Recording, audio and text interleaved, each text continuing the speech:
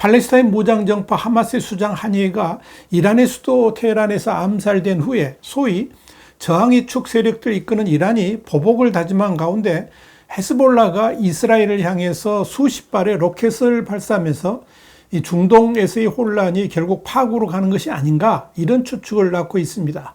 이런 와중에 미국은 이란과 저항의 축 세력들이 본격적으로 5일부터 공격을 시작할 수 있다라고 전망했습니다. 과연 중동 전쟁이 본격화될지 와이타임스가 짚어봤습니다. 지금 시작합니다.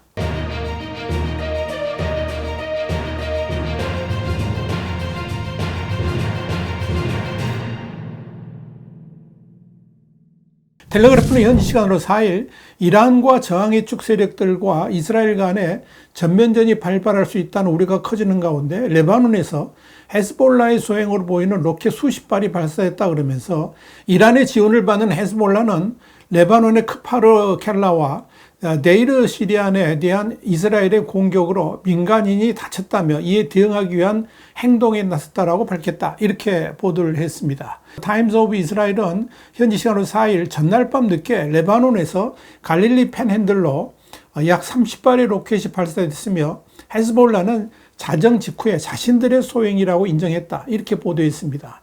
타임스 오브 이스라엘은 이어서 이스라엘 방위군은 대부분의 로켓이 아이언돔 방공 시스템에 요격되었지만 한 발은 베이트 힐렐 북부 지역에 영향을 미쳤고 몇 발은 개활지에 떨어졌다라고 밝혔습니다.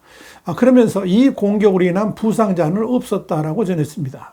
이스라엘 공군 전투기는 이에 대한 보복 차원에서 레바논 남부 도시인 마르자윈에서 공격에 사용된 발사대와 해당 지역의 헤즈볼라 인프라를 공격했다 그러면서 추가적인 위협을 제거하기 위해 오다이세 지역을 포격했다라고 밝혔습니다. 헤즈볼라 이스라엘 향한 로켓 공격이 시작된 상황에서 이란과 저항의 축 세력들의 전면 공격이 임박했다는 관측이 나왔습니다.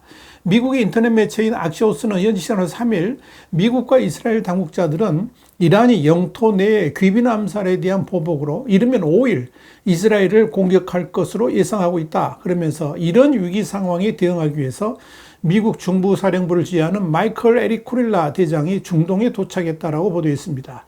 쿠릴라 대장은 중동 내 미군을 총괄 지휘하는 사령관입니다. 여기에 대해서 타임스 오브 이스라엘은 쿠릴라 대장이 현지 시간으로 3일 중동에 도착했는데 이는 이란의 공격 위협에 대비하기 위한 방문이다, 이렇게 밝혔습니다.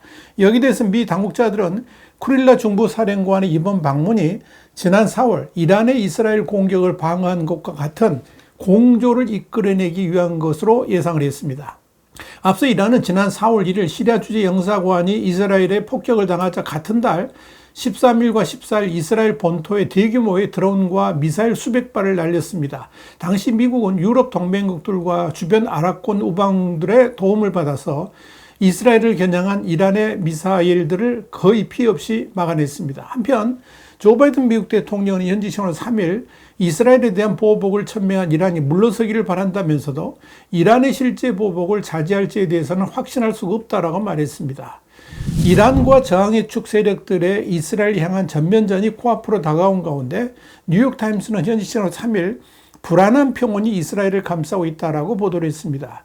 뉴욕타임스는 이어서 이스라엘의 관리들은 주민들에게 주택 내 안전한 대피 공간, 그러니까 안전실에 음식과 물을 준비할 걸 촉구하고 있다 그러면서 구급 대원들은 전면전 발생을 가정한 비상훈련을 실시했으며 레바논과의 국경에서 가까운 이스라엘 북부의 의료센터들은 환자들을 지하 보호병동으로 옮길 준비를 갖췄다라고 전했습니다. 뉴욕타임스는 이스라엘의 수도 텔아비브에 사는 오페르 바스만이 사방에서 공격에 대비하는 소리가 최고치로 커졌다라고 말했다, 그러면서 헤즈볼라는 지금까지 이스라엘과의 전면전을 목표로 우리에게 총을 쏜 적이 없는데 왜 지금 그렇게 해야 하는지 모르겠다, 그러면서 우리에겐 안전실과 아이언돔이 있다라고 말했다, 이렇게 밝혔습니다. 뉴욕타임스는 그러면서 하마스와 휴전에 곧 합의해서 팔레스타인 가자 지구에 억류된 인질들이 집으로 돌아오고 일상을 회복할 수 있을 것이라는 이스라엘 일각의 기대는 한이 암살 사건 등으로 물거품이 될 수 있는 상황에 부닥쳤다라고 전했습니다. 이런 상황에서 미국은 중동 지역의 대대적인 전력 증파를 결정했습니다. CNN은 로이드 오스틴 국방장관이 지난 2일 탄도미사일 방어 역량을 갖춘 해군 순양함, 구축함을 중동과 인근 지중해에 추가 배치하는 방안을 승인했다라고 보도했습니다. 다만 구체적인 배치 장소는 공개되지 않았습니다. 이번 결정에 따라 미 핵추진 항모인 에이브럼 링컨호 타격 전단도 중동 지역에 출격하게 됐습니다. 에이브럼 링컨호는 현재 오만만에 배치된 시어도어 루스벨트호의 임무를 이어받을 것으로 알려졌습니다. 미 국방부는 또 지상 기반 탄도미사일 방어 시스템을 중동에 추가 배치하는 조치를 취하고 있다고 밝혔습니다. 앞서 조 바이든 미 대통령은 지난 1일 베냐민 네타냐후 이스라엘 총리와 통화에서 이란과 반이스라엘 이슬람 세력의 공격에 맞서기 위한 안보 지원을 약속한 바 있습니다. 이번 결정은 두 정상 간에 이어서 오스틴 장관이 2일 요아브 갈란트 이스라엘 국방장관과 통화해서 미군 무기 추가 배치 방안에 대해 직접 논의한 결과라고 현지 매체들은 보도를 했습니다.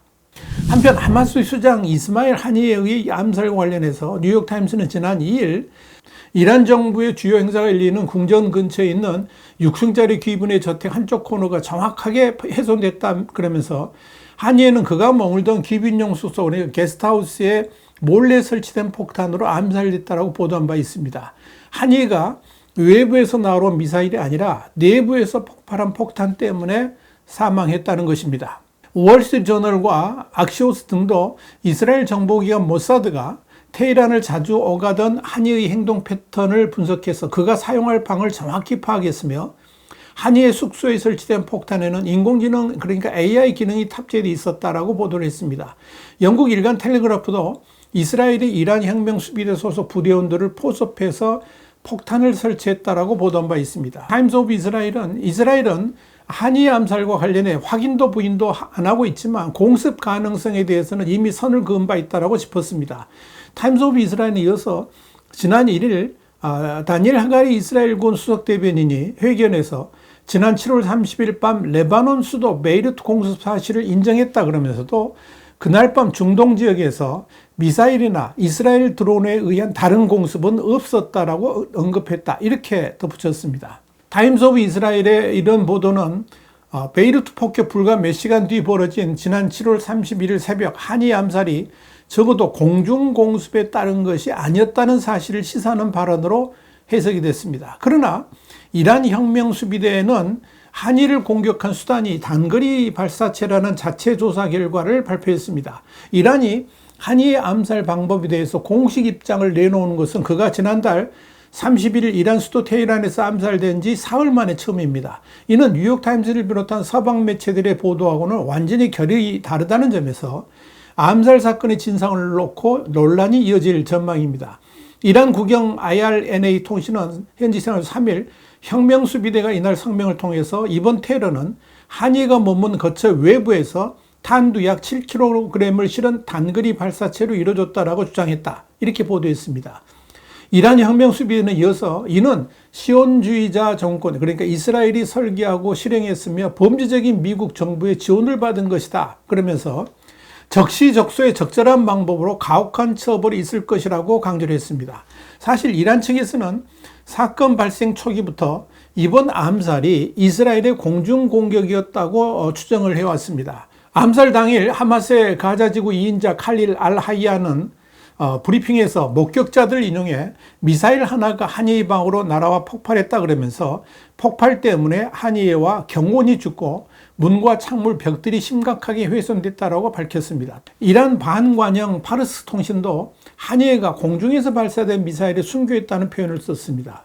전날 파르스는 한예가 어떻게 암살됐는지 구체적인 내용이 추가로 확인됐다 그러면서 테헤란 자파라니의 건물 4층에 있던 한예의 거처가 이스라엘의 발사체에 맞았다라고 거듭 보도를 했습니다. 레바논의 친 헤즈볼라 매체인 알마야딘도 미사일이 외국에서 날아왔다는 이란 소식통의 발언을 전했습니다. 이런 이란 측의 외부 공격설 주장과 관련해서 이스라엘과 중동 언론들은 자국 심장부에서 귀빈이 살해됐다는 굴욕을 겪은 이란이 대외적으로 경호, 정보전의 총체적 참패라는 평가로 이어질 폭탄 설치 가능성보다는 외부 공습이라는 설명을 선호할 것이다. 이렇게 분석을 했습니다. 이스라엘 현지 매체인 와이넷은 이란이 서방 매체 보도와 상반되는 주장을 한 것에 대해서 테헤란의 귀빈 숙소에 이스라엘이 요원을 침투시켜서 손님을 암살했다는 주장이 제기되자 이란 정권이 심각한 보안 실패에 당혹감을 느끼면서 외부에서 날아온 미사일 공격설을 주장하는 것이다. 이렇게 해석을 했습니다. 한편 영국 싱크탱크 왕립합동군사연구소의 H.A. 헬리어 선임연구원은 알자지라하고의 인터뷰에서 아직 한예가 어떻게 암살당했는지는 불분명하다 그러면서 미사일 발사나 폭탄 설치 등 어떤 설명이든 이란이 보안 대책에 실패한 것을 보여주는 것으로 이란이 통신 도감청이나 전자전 측면에서 열세라는 점은 분명하다. 이렇게 덧붙였습니다. 화이트함스 국제정세 분석의 주복이었습니다. 감사합니다.